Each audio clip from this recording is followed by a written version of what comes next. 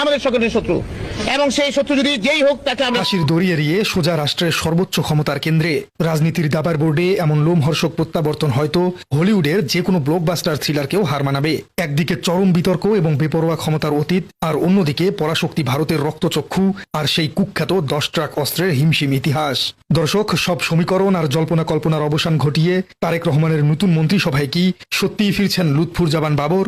আর তার হাতে কি উঠতে যাচ্ছে দেশের সবচেয়ে ক্ষমতাধর স্বরাষ্ট্র মন্ত্রণালয়? যদি তাই হয় তবে দিল্লির সাউথ ব্লকের ঘুম হারাম হওয়া এখন শুধু সময়ের ব্যাপার। দর্শক, আজ আমরা উন্মোচন করতে যাচ্ছি রাজনীতির এমন এক মাস্টার প্ল্যান যা শুধু দেশের সীমানায় নয়, কাঁপিয়ে দিতে পারে পুরো দক্ষিণ এশিয়ার ভূ রাজনীতিকে। 2013 সালের 18 নভেম্বর চরম বিতর্কিত দশম জাতীয় সংসদ নির্বাচনকে সামনে রেখে নির্বাচনকালীন সরকার গঠন করেছিল তৎকালীন প্রধানমন্ত্রী শেখ হাসিনা।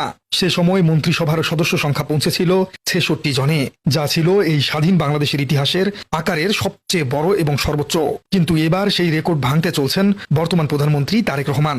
ঈদের ছুটি শেষ হতেই রাজনীতির মাঠে কান পাতলে শোনা যাবে এক বিশাল রদবদল এবং সম্প্রসারণের জোরালো গুঞ্জন। অর্থাৎ বাড়তে যাচ্ছে বিএনপি নেতৃত্বাধীন সরকারের মন্ত্রিসভার আকার। বর্তমানে এই মন্ত্রিসভার সদস্য সংখ্যা 49 জন, যাদের বেশিরভাগই নতুন এবং দাপ্তরিক কাজে তুলনামূলকভাবে নবীন। এই অনভিজ্ঞতার কারণে সরকারের দৈনন্দিন কাজে আমলাতন্ত্রের জটিল গ্যারাকলে মাঝে মাঝেই ছন্দপতন ফুটে উঠছে। আর এই প্রশাসনিক স্থবিরতা কাটিয়ে উঠতেই এবার তারেক রহমান এক সুদূর প্রসারী প্ল্যান দিতে যাচ্ছেন। তিনি মন্ত্রিসভায় যুক্ত করতে চলেছেন বিএনপির সেই সব পরীক্ষিত পোর খাওয়া এবং ত্যাগী নেতাদের, যারা রাজপথ এবং প্রশাসন উভয় জায়গাতেই সমান পারদর্শী। জানা গেছে তারেক রহমানের এই মেগা মন্ত্রিসভায় যুক্ত হতে যাচ্ছেন ডাকসুর সাবেক ভিপি ও ঢাকা 2 আসনের সংসদ সদস্য আমানুল্লাহ আমান, গাজীপুর 5 আসনের সংসদ সদস্য AKM ফজলুল হক মিলন এবং ঢাকা 19 আসন থেকে নির্বাচিত ডক্টর দেওয়ান মোহাম্মদ সালাউদ্দিন বাবু। এছাড়াও সরকারের কাজের গতি আনতে টেকনোক্র্যাট কোটায় স্থান পেতে পারেন ডক্টর আসাদুজ্জামান। একই সঙ্গে মন্ত্রিসভার কয়েকটি গুরুত্বপূর্ণ মন্ত্রণালয়ের দায়িত্ব পুনর্বিন্যাস হওয়ার প্রবল সম্ভাবনা রয়েছে। বিশেষ করে কৃষি ও প্রাণী সম্পদ, বাণিজ্য, শিল্প, পাট, বস্ত্র, জনপ্রশাসন এবং খাদ্য মন্ত্রণালয়ের মন্ত্রীদের দপ্তর নতুন করে বন্টন করা হতে পারে।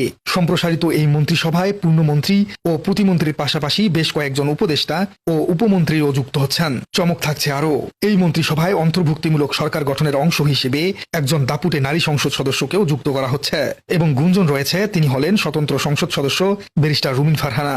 পাশাপাশি সংসদে নিজের বাগ্মিতা দিয়ে ঝড় তোলা এবং তারেক রহমানের অত্যন্ত আস্থাভাজন হিসেবে পরিচিত আন্দালিব রহমান পার্থও রয়েছেন এই হাই প্রোফাইল তালিকায়। যদিও দেশবাসীর কাছে বর্তমানে তার ইমেজের অনেক ঘাটতি হয়েছে, কারণ তিনি সংসদে জুলাই সনদ এবং জুলাই বিপ্লবকে নিয়ে বিভ্রান্তিকর মন্তব্য করেছেন।